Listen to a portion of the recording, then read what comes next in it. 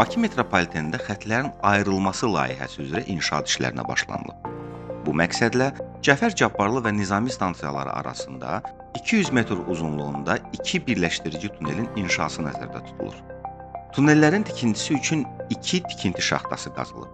Birinci şaxta Cəfər Cabbarlı meydanında, ikinci şaxta isə 28 may stansiyasının arxa hissəsində, Bakı Dəmir Yol Vağzalının parkinq zonasında yerləşir.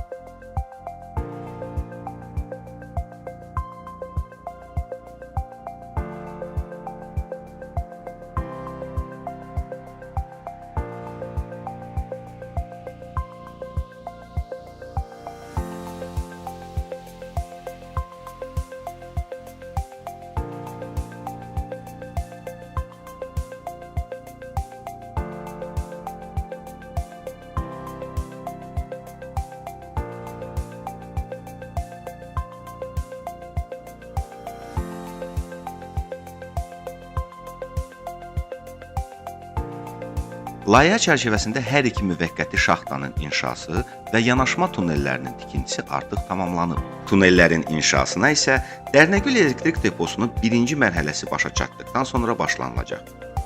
Bu müddət ərzində qatarlar yaşıl xətt üzrə 28 may stansiyasından Nizami istiqamətində dayandırılacaq, Dərnəgül Nizami stansiyaları arasında hərəkət edəcək, Cəfər Cabbarlı Xətai mənzilində əvvəlki qaydada təmin olunacaq, qırmızı xəttdə isə heç bir dəyişiklik olmayacaq. İçəri şəhər və Həzi Aslanov istiqamətində qatarlar indiki kimi fəaliyyət göstərəcək. Layihə çərçivəsində 28 may və Cəfər Cabbarlı stansiyaları arasında əlavə piyada tunelinin inşası da nəzərdə tutulur. Xətlər ayrıldıqdan sonra bu iki stansiya yaşıl və qırmızı xətlər arasında əsas keçid məntəqəsinə çevriləcək. Piyada tunelinin inşasına Cəfər Cabbarlı stansiyasının hazırda əsaslı təmir və yenidən qurma işləri aparılan birinci yolunda başlanılıb. Burada 7 metr qazıntı və gücləndirmə işləri həyata keçirilib. Piyada tunelinin ümumi uzunluğu təxminən 22 metr təşkil edəcək. Xətlərin ayrılması layihəsi yekunlaşdırılana dək tam istifadəyə verilməsi nəzərdə tutulur.